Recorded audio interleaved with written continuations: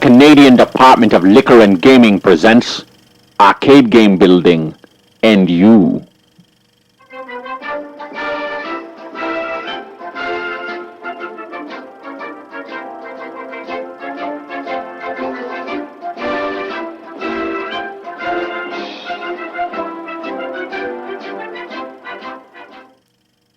Hey there, little Timmy.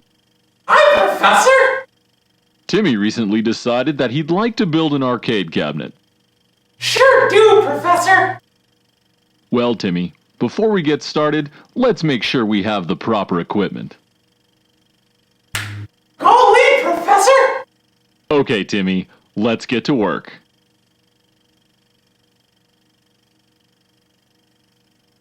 What you got there, Timmy?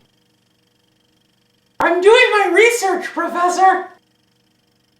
Sure you are, Timmy. Sure you are. Oh. Now that you're ready, let's start by cutting out your new arcade cabinet out of some plywood. Okay, Professor! You be careful with that saw, Timmy. It looks mighty flimsy.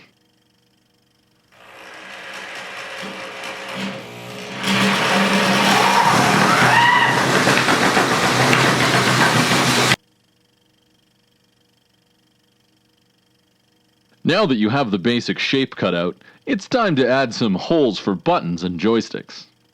Like this, Professor?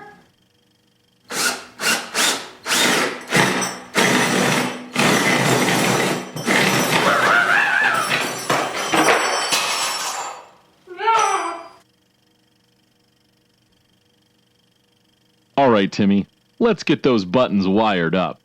You be careful with that soldering iron. It gets mighty hot. Okay, Professor!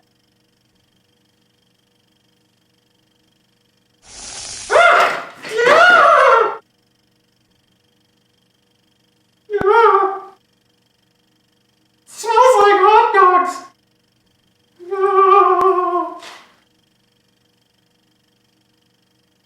To give your arcade cabinet that authentic look and feel, it's best to add things such as a coin door and wire up a marquee light. It's a good idea not to have things plugged in while you're working on them.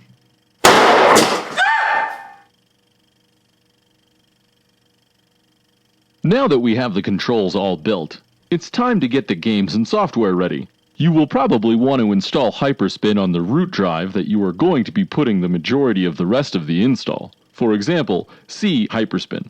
Next, we will install Hyperlaunch by extracting it into your Hyperspin folder before we add MAME to Hyperlaunch so we can launch games in Hyperspin. Make sure you have your ROMs folder set up or created. You need to create a folder on your hard drive where you will keep your game ROMs for all your systems. Once everything is set up, we can launch the Hyperspin executable file. Like this, Professor?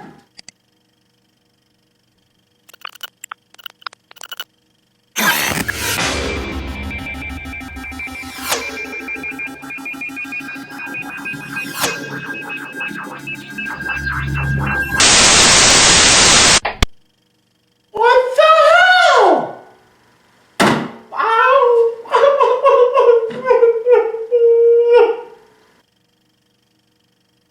There you go, Timmy. You should now have a completed arcade cabinet ready for hours of fun and enjoyment.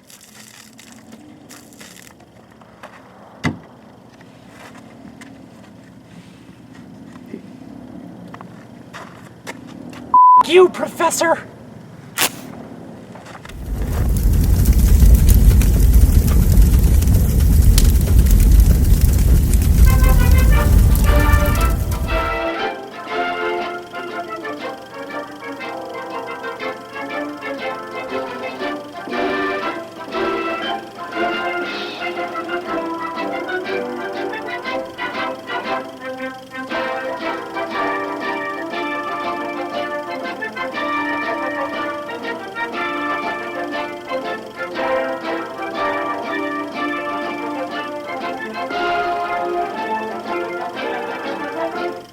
Brought to you by Dynamite Fish Productions.